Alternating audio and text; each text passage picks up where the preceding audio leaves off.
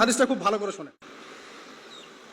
রাসূলুল্লাহ সাল্লাল্লাহু আলাইহি ওয়াসাল্লাম বলেছেন, যখন আমার উম্মত এই 15টা পাপে লিপ্ত হবে, এই 15টা পাপে লিপ্ত হবে, তখন তাদের উপর আল্লাহর পক্ষ থেকে আযাব এবং গজব আসতে শুরু করবে।